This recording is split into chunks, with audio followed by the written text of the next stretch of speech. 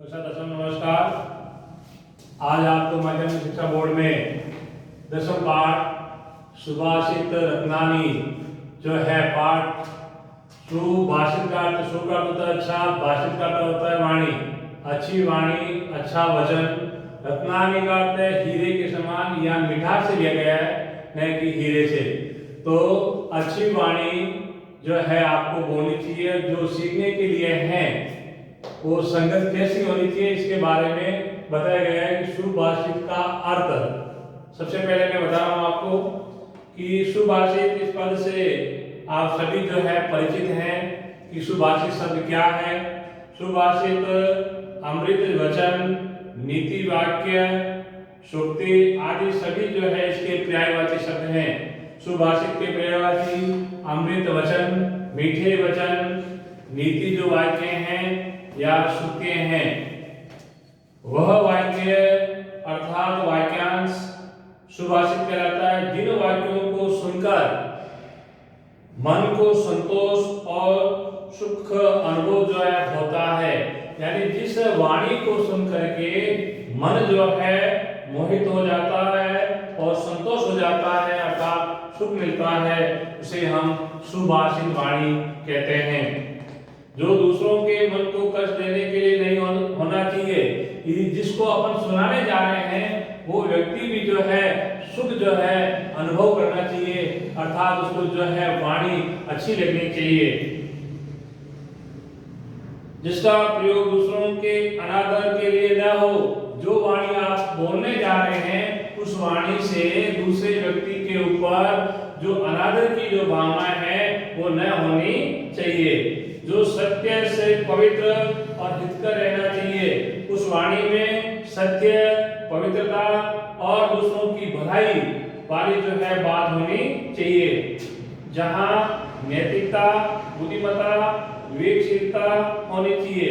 देखिए मैं सुभाषित वाणी के अंदर जो मुख्य बिंदु है, एक तो नैतिकता की भावना होनी चाहिए, दूसरा बुद्धिमत्ता, बुद्धिमान का जो बुद्धि की जो बात है वो बताई जा रही है, विवेकशीलता होनी चाहिए। सुभाषित का लक्षण कहीं इस प्रकार से भी किया गया है, जो सारभूत वचन है वह सुभाषित कहा गया है। तो मैं आपको सुभाषित का जो अर्थ है कि सारभूत वचन, मुख्य जो वाणी है, सारभूत जो बात है वह सुभाषित कहा जाता है।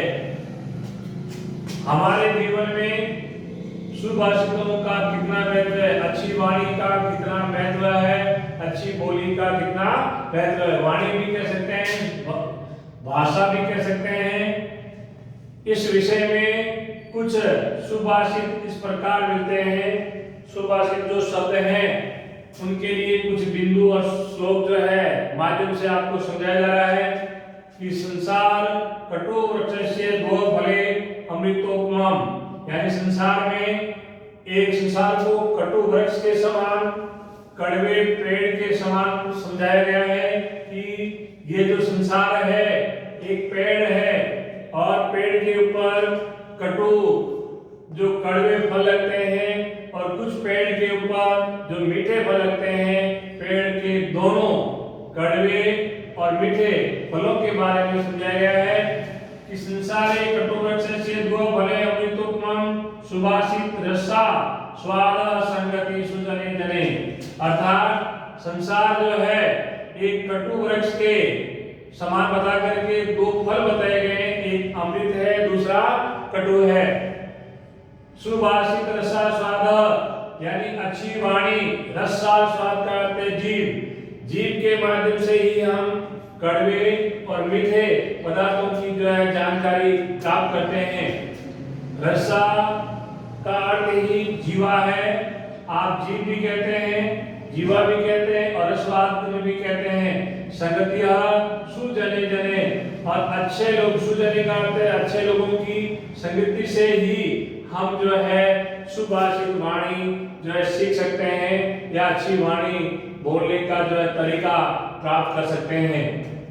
तो इसका अनुवाद है कि संसार रूपी जो कटु वृक्ष है, जो कटु पेड़ है, के दो फल बताए गए हैं अमृत के समान। जो पहला जो है एक तो है सुभाषित रूप यानी अच्छी वाणी। और दूसरा जो है सज्जन के साथ संगति करना, यानी संसार के जो दो पेड़ बताए गए हैं उसमें जो है एक तो सुभाषित वाणी है और दूसरा है सज्जनों के साथ बैठ करके जो संगति करना, बैठना उठना, ये जो बात है जो इसमें समझाई गई है।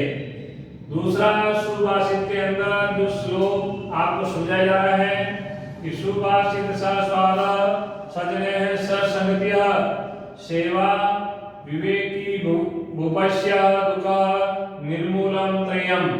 अर्थात सुभाषित स्वाद का मैंने आपको बताया था कि जो जीवा के द्वारा, जीवा पहले जो है रस स्वाद यानी मीठे पदार्थ को ग्रहण कर लेती है, जब कड़वा कोई पदार्थ होता है तो उसके अंदर आपको जीवा का पता है कि जीवा क्या करती है।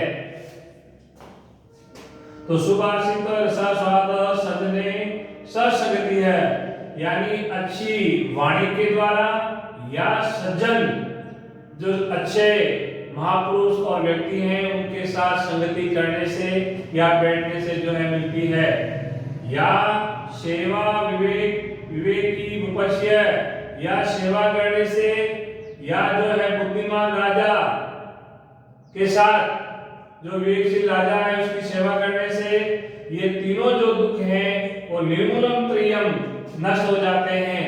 अर्थात सुभाषितों का रसास्वादन, सज्जनों के साथ संगति करना दूसरा, तीसरा है विवेकशील जो राजा है उसकी सेवा करने से, ये तीन दुख जो हैं को निर्मूल करते हैं, अर्थात मूल से नष्ट कर देते हैं, जड़ से नष्ट कर देते हैं।